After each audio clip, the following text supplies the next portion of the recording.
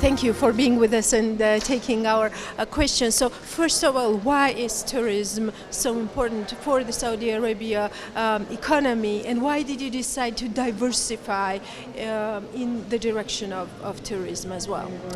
Thank you, Ellen, for having me, and I'm very happy to be here and in the great Georgia today. Tourism is very, very important. It represents about 3% of the Saudi GDP and 3% of the jobs in Saudi Arabia, while it counts for 10% on average in both jobs and GDP globally. Therefore, we have a big room to grow from 3 to 10% in the next 10 years. Therefore, we opened our doors in September, and we offer online visa for 49 countries, where they can get visa to visit Saudi Arabia and to explore the beautiful Saudi Arabia. We have the beautiful mountains in the south, we have the beautiful Red Sea in the west, and we have the history and heritage, where more than 10,000 discovered historical sites and 5 UNESCO listed sites. We have the great people and the Arab hospitality. Therefore, we want to share the treasures with the world. We are very serious about it. We have announced giga projects like the NEOM, the Red Sea projects, and the Old Qiddiya, the historical project, and the biggest and largest ever built entertainment city called Qiddiya.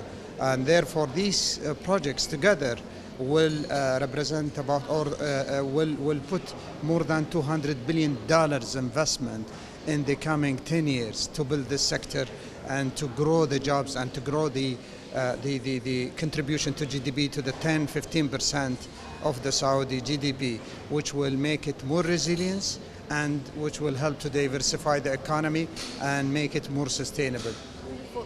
Since we're talking in this context of pandemic and COVID-19, how do you think is this, so to say, joint effort by WTO important for the countries to join in and to set the path to the rebound of tourism as well, which was the hardest hit during this pandemic? Absolutely. In 2019, the number of tourists globally grew by 10%, and the spend grew by about 5%, which is in excess of the average global growth. 1.6 billion travelers in 2019, and more than 1.8 billion spent in 2019. Therefore, tourism contributes to the world economy. 330 million people work on tourism. We are expected to lose up to 100 million jobs. For our role is to protect these jobs and to work together, to be ready for a very fast recovery.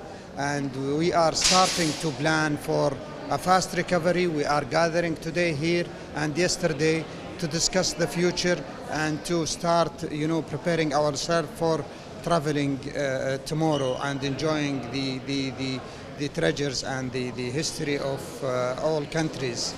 We are this year, Saudi Arabia is the president of the G20, and in the G20 the tourism minister of meetings of the G20 countries are talking about, developing the rural areas, which is one of the Secretary General initiatives, which we completely support, and we want to bring back the travel and make the people enjoy other countries and other nations and treasures, and in the same time protect the jobs. And my last question: why did you decide to host it to be host?